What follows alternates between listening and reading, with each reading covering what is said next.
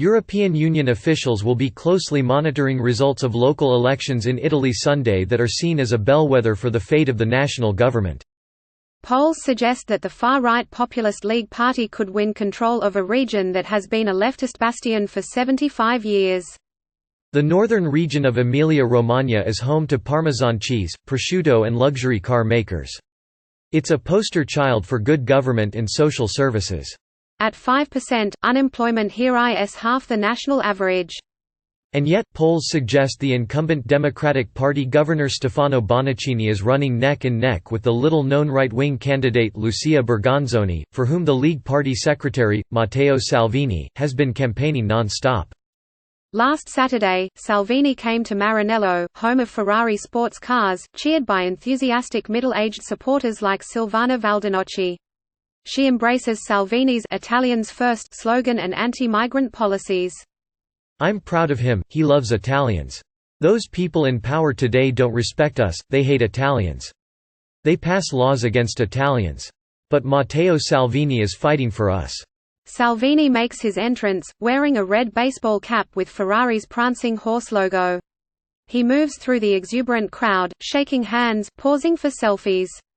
As he passes close to her, Simona Qualtieri can't hide her emotion. "Matteo is unique, he's everything for me," she says, "even bigger than a rock star."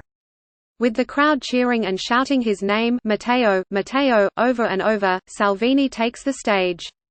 Flanked by Bergonzoni, Salvini tells the crowd that their regional vote on Sunday will have repercussions on the national political stage. "Our beautiful victory here on January 26 will be historic," Salvini shouts, "it will totally change this country.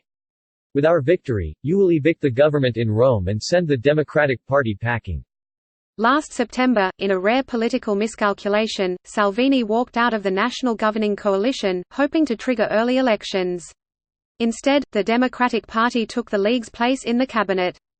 In a bid to return to national power, Salvini mobilized his social media accounts with non-stop promotions of Emilia-Romagna products, tortellini and local wine, all the while pushing his anti-immigrant and anti-European Union themes.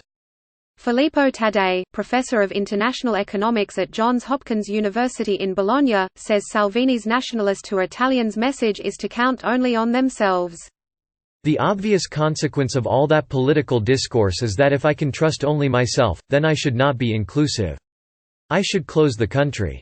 I should protect my border, my society, the root of my country." Salvini and his right-wing allies have been gaining ground across the country and they have won 8 regional elections since mid-2018. He's betting another League victory would destabilize the Rome government. That alarmed a group of 30-somethings who in November mobilized an anti-Salvini flash mob in Bologna. This was the birth of the Sardines, a liberal grassroots movement promoting diversity and civility. Since then, tens of thousands of people have rallied against Salvini, packing squares across the country tightly, like a can of sardines. Last Sunday, some 40,000 people of all ages gathered in Bologna. The mood was festive and serene. Many wore a toy fish on their heads, while organizers welcomed the sardines into the open seas. Pensioner Roberto Martelli was pleased the sardines ignited a resistance movement. "They were able to take people out from their home," he said. "Before there was no participation for nothing." Nadia Urbanati, who teaches political theory at New York's Columbia University, says the sardines have given many individuals the sense that they do have power. Which power? The power to have a word, to be listened to be capable of expressing their vision. Against whom? Against leaders like Salvini who occupy the entire domain of opinion formation and the domain of media, Urbanati says. Mattia Santori, one of the Sardines movement founders, contrasts the Sardines strategy with that of the Populist League. On the digital side, the populists are really strong. They have a great organization. They have good money. They know how to do this job. But we also know that we are really strong on the street, on the square. It's kind of a war between physical reality and digital reality.